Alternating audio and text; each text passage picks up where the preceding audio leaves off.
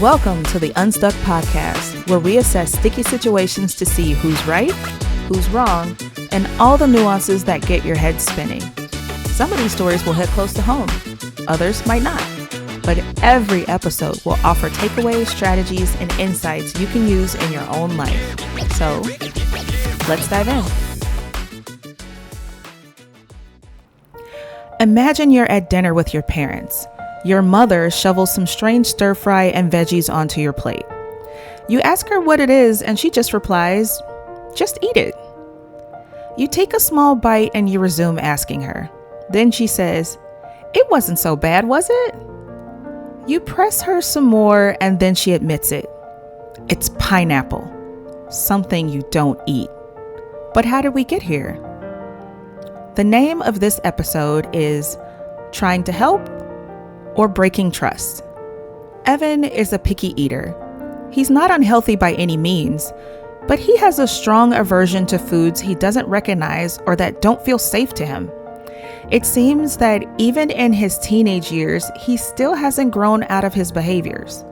Evan is currently in his late teens and was having dinner with his parents. His mother served him a stir-fry dish with mixed vegetables. He asked her what it was, but she just replied, "Just eat it." Evan takes a small bite and asks her again what's in the food. She keeps evading the question. He presses her more. Then finally she answers, "Pineapple." Evan has a strong aversion to pineapple. It usually makes him gag and throw up immediately. He decided not to make a scene and to keep quiet about it. She then proceeds to tease him about how nothing happened after he ate the food. Evan knows that his food aversions is a mental thing for him and knows that he may need professional help. Instead of eating the rest of the food, he asks his dad to take the rest of the food so that it isn't wasted. Evan's mom becomes furious and scolds him for being ungrateful and arrogant for wasting good food. Because of the whole fiasco, Evan's parents forbade him from leaving the table until he's finished his plate.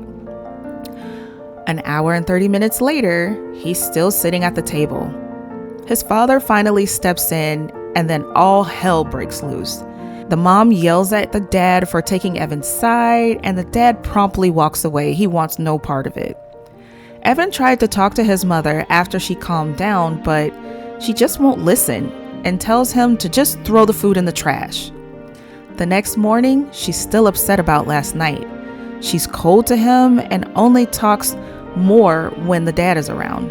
There is so much going on in this situation. And this situation is dear to my heart. I currently have a kiddo that is showing symptoms of this anxiety or eating disorder. And for those of you who are listening to this podcast and haven't heard of an eating disorder like this, it's called ARFID, or Avoidant Restrictive Food Intake Disorder. From what I've researched, it mostly appears in boys, but is characterized by the person being very selective of their food. They may have sensory sensitivities to food textures. They have a lack of interest in eating, but not for appearance reasons, for just mental reasons.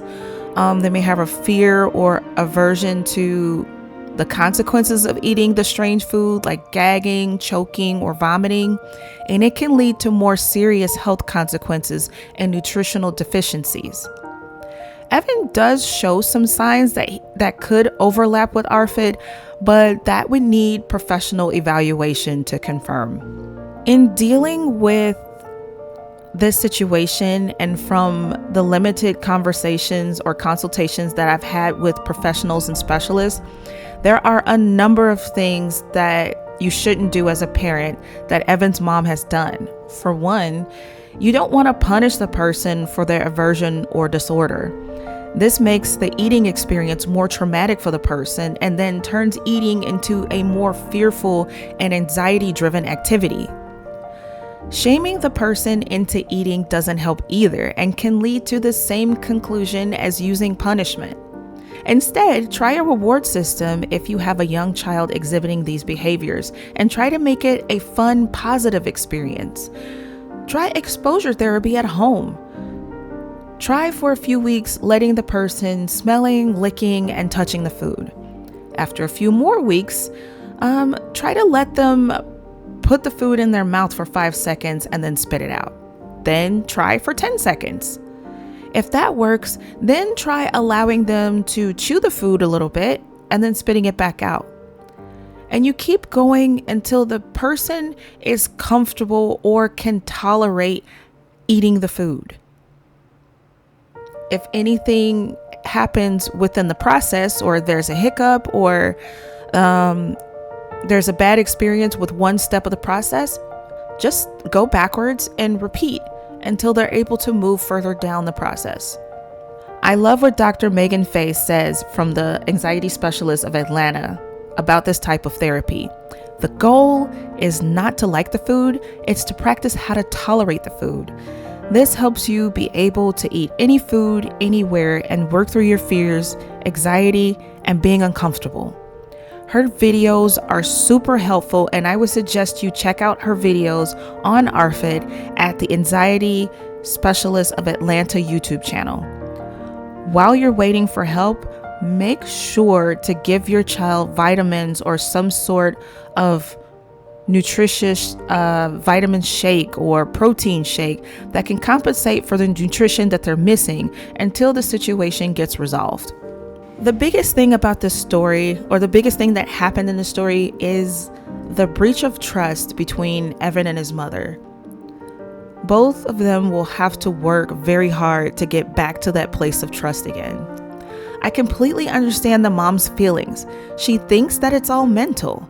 She thinks that he can get over being uncomfortable, but she could have handled it a different way. Now the relationship could be fractured because of how she handled the situation. Guilt tripping, teasing Evan about the experience, being hurt and cold doesn't help the situation either. To be completely honest, I have had all of these emotions in regards to my situation, but at some point I had to put myself in my child's shoes and think about, where is this fear coming from? Could they have had some type of traumatic experience that caused this? And finally sit down and talk to them about their feelings about food, not in a scolding way, but in a place of trying to understand what's going on. If I can understand where the fear, anxiety, or nervousness comes from, then I can better help them or get them the help that they need. Missing pieces. There are no missing pieces to the story today. We have all the information that we need. So I'm going to move right on to the verdict. So let's get unstuck. My verdict is, it's complicated. There is a possible disorder here that needs to be looked into by a professional and properly diagnosed. I understand where both sides are coming from. You want your child to eat. You want your child to be healthy. You want your child to be able to have healthy social interactions with other people. ARFID, or food anxiety, can definitely get in the way of all this. It's more important to get the person the help that they need early before the situation gets worse or follows them into adulthood. Next month on June 2nd is World Eating Disorder Action Day. You don't have to do much, but on this day, try to make sure to learn a new thing as a family about eating disorders, food anxiety, or ARFID. Talk about the myths. For example, not every child gags or is being stubborn. Share a resource with another parent, teacher, grandparent, or caregiver. Notice language around food at home.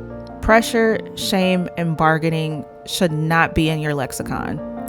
Mark the day on the calendar as a reminder to approach food struggles with more curiosity than blame. Today, I'm going to make sure that I take the time to love on my kiddo and let them know that they can get through this tough time and that they can do anything they put their mind to. If you've been in a situation like this, I'd love to hear what you would do. Let me know in the comments below. If you like content like this, don't forget to like and subscribe. Thanks for listening to the Unstuck podcast. If you're dealing with your own sticky situation and need help untangling it, you can find me at Insight Advisor on X or at my Etsy shop at Insight Advisor. Until next time, remember, decisions don't get judged here, and we don't make pressured decisions, only decisions that are right for you.